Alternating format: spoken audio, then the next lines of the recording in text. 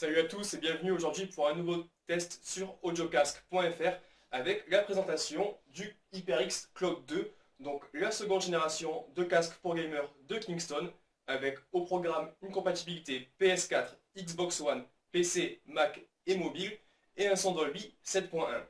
On va déballer tout ça ensemble, voir un peu à quoi il ressemble, et je vous donnerai mes premières impressions sur le casque, afin de vous faire un premier avis. Et pour plus de détails, vous irez bien sûr sur audiocasque.fr pour retrouver le test complet. A tout de suite. Donc voici la boîte du HyperX Cloud 2, la seconde génération de casque de Kingston, donc réputé forcé notamment pour ses mémoires, qui s'est lancé depuis 1 ou 2 ans sur le marché des casques pour gamers, avec brio, en reprenant en fait la base des QPAC, une marque de casque bien connue dans le milieu. Donc on va ouvrir tout ça.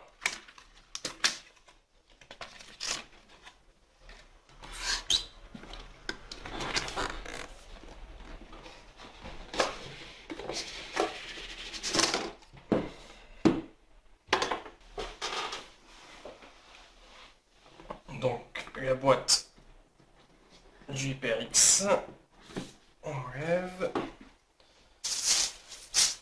On a donc un manuel d'installation pour PC Mac, PlayStation 4, Xbox One et mobile. Des instructions pour le support. Et le casque en lui-même. Alors la première chose qu'on voit, c'est ces deux coussinets supplémentaires, donc en velours, qui peuvent venir remplacer les coussinets en cuir qui sont proposés par défaut. C'est plutôt sympa, ça permet de s'adapter un peu à tout le monde. Hop, on va poser ça sur le côté. Ensuite, on a le micro boom, donc détachable, flexible, qui viendra se brancher directement sur le casque. Une prise avion pour les déplacements. Hop. Et le casque. Alors, on va enlever ça. À l'intérieur, on a une housse de transport. Je vous montre tout ça bien. Et donc le casque. Alors, on va mettre ça de côté. Donc le design est clairement identique à la première génération d'HyperX Cloud. La seule différence notable, ça sera au niveau de ces arceaux ici, qui sont maintenant de couleur rouge. Sinon, le design reste vraiment identique, toujours aussi flexible et solide. Possibilité bien sûr de régler la taille ici en tirant. Au niveau du rembourrage, c'est toujours aussi bon, que ce soit au niveau de l'arceau ici ou au niveau des écouteurs, avec donc un arceau en cuir et des surpiqûres ici de couleur rouge. Le casque est également disponible en noir et blanc. Quoi d'autre comme différence? Pas grand chose. Vous pouvez toujours consulter notre premier test du HyperX Cloud pour en savoir un peu plus. Le micro vient se brancher donc ici. Hop, comme ça.